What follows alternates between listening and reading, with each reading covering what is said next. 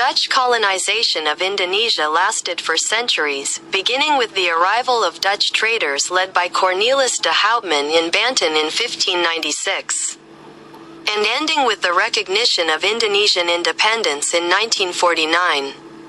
Initially, the Dutch's primary goal was the spice trade, but this later evolved into a long-term colonial occupation that had a significant impact on Indonesia. Here are key points regarding the history of Dutch colonialism in Indonesia. 1.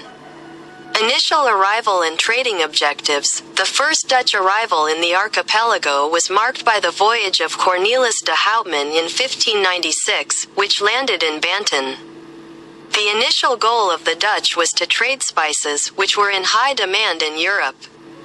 The VOC, Verenigde Oost-Indische Company, Dutch East India Company, was formed to manage trade and expand Dutch influence in the East Indies. 2.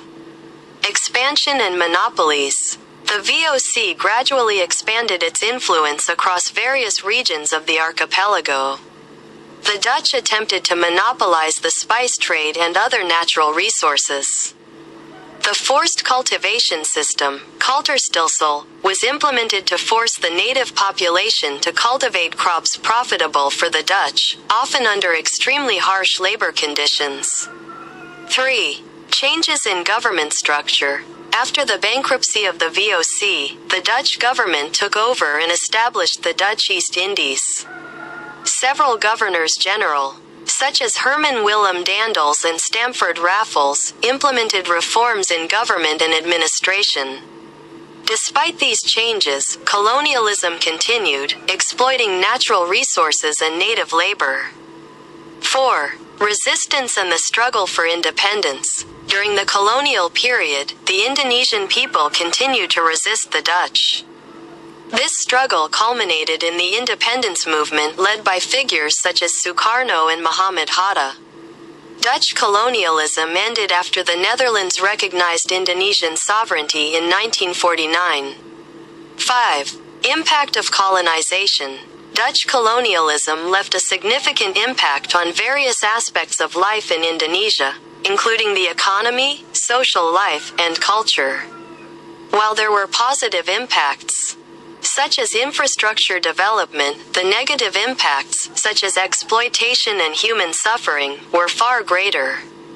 Dutch colonialism also left its mark on the history, culture, and identity of the Indonesian people.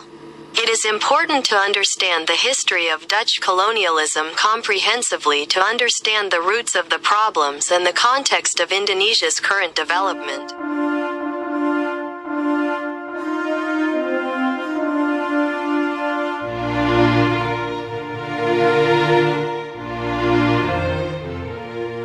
Help this channel grow and be useful. Thank you for watching. This is the history and facts about the Dutch in Indonesia in ancient times.